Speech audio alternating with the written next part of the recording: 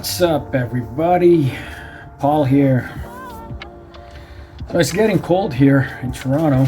If you're in the East Coast, it's easy to kind of stay on the couch or, stay indoors. But for me, I have a personal goal of 20,000 steps a day, and I'm kind of struggling with it right now because I'm feeling lazy, really feeling lazy. And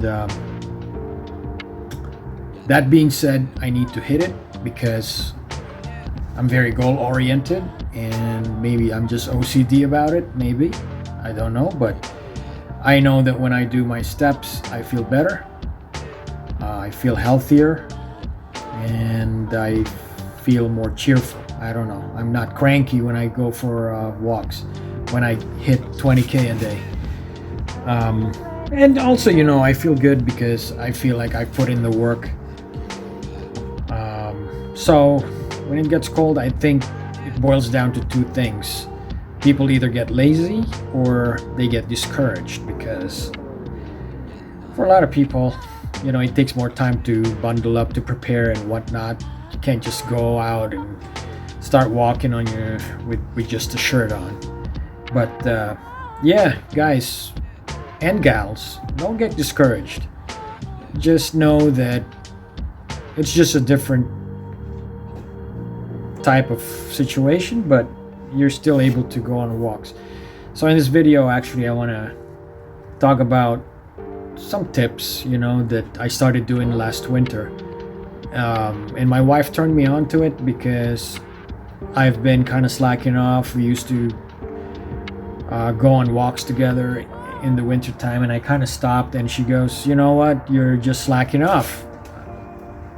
Get off your butt, and all you really got to do is bundle up." And sure enough, it's true. I stayed warm, but I'm gonna mention some tips on how to actually improve on just wearing a jacket, right? So there are seven things that I always kind of internally check before I go out.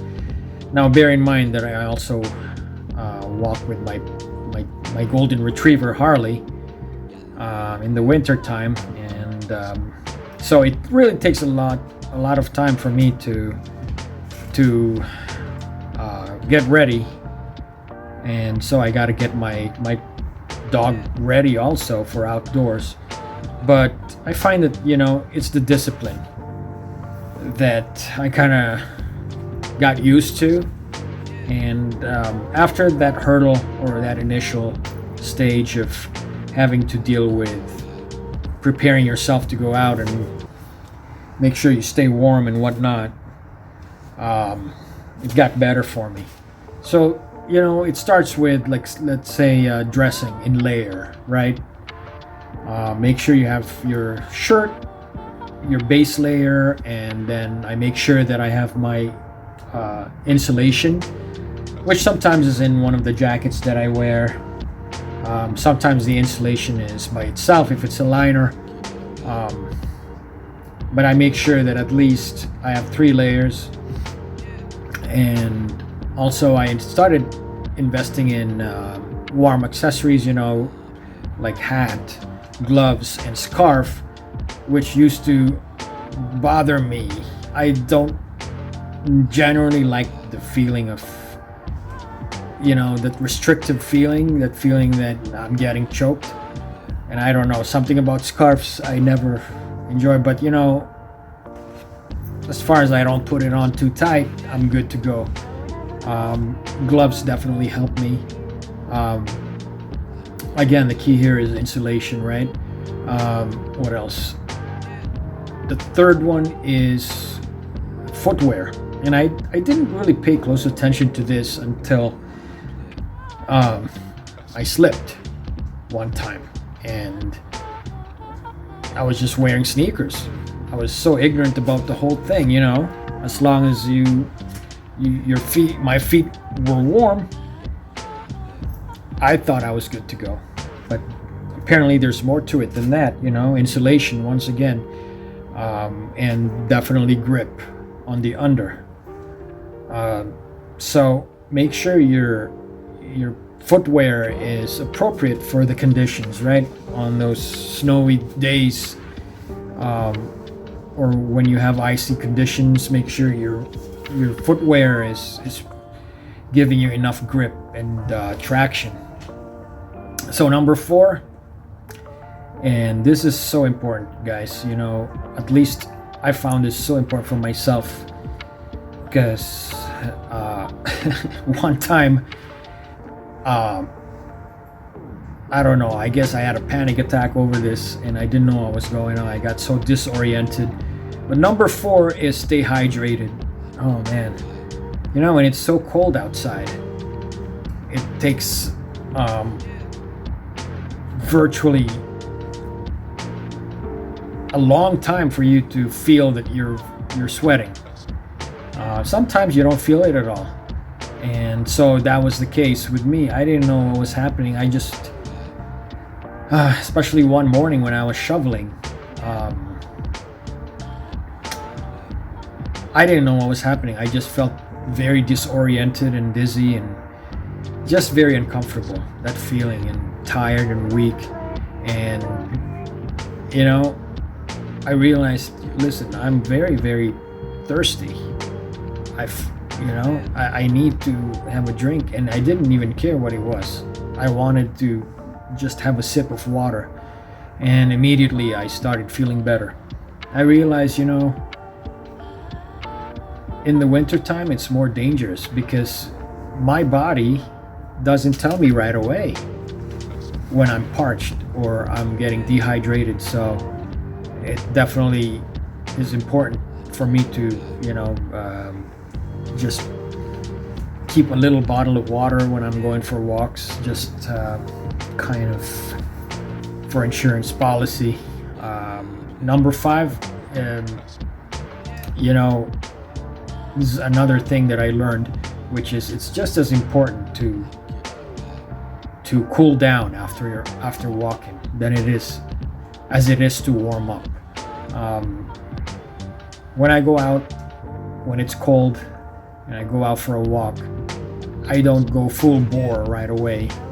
I kind of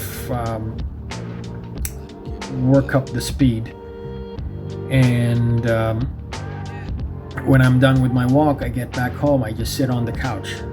And after a while, I started noticing that my knees started hurting. I couldn't understand why, because it's walking, I didn't push it. It's not very strenuous, if that's the word for it. But I learned that in hockey, I have to, after a game, I have to get on the bike for a little bit, and it just didn't occur to me that when I go for walks I had to do the same thing. But it definitely helped when I slowed down the pace. After my main walk, I would just go around the street again, walking very casually, and then just keep pacing myself when I get in for about 5 more minutes, slowing down, and then my knees started to get better right away. So that being said, make sure you are also cooling down, not just warming up when you go for walks. Next tip I have, obviously,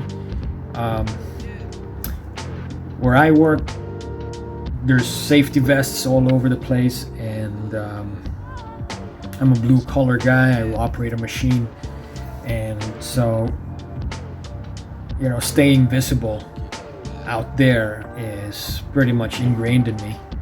I tell my wife, the main walker of the family is really my wife, but I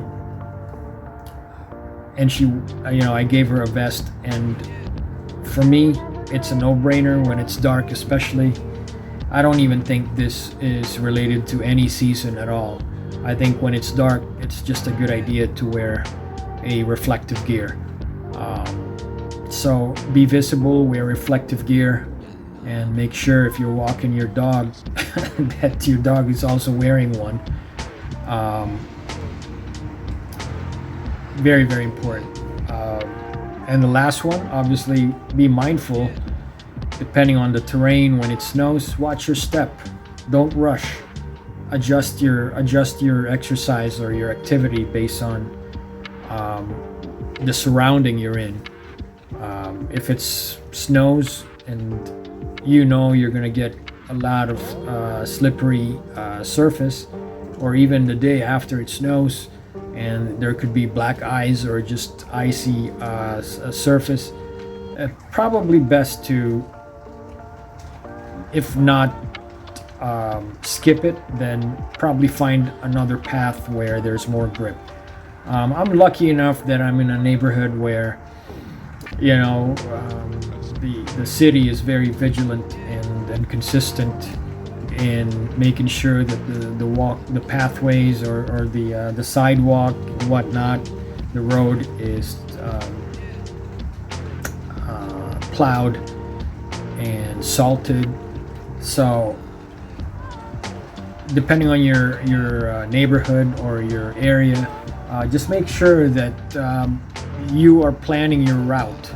Don't go on a route that's asking for trouble. If you know that this neighborhood is not really taking care of the pedestrian path or the sidewalk, probably best to avoid that. And you know, I actually personally I go to a park. I like where there's still kind of fresh snow on the surface. That way I know there's more grip, more traction for me. Yeah, I hope this helps. Once again, you know, I strongly encourage everybody to stay fit and you know, hit the road jack. You know, stay outside, be more active in the winter months, in the cold months. Don't let weather stop you from staying fit. If you find my tips or this video helpful, I encourage you to subscribe, and I'll keep sharing interesting videos with you guys. Until then, stay cool.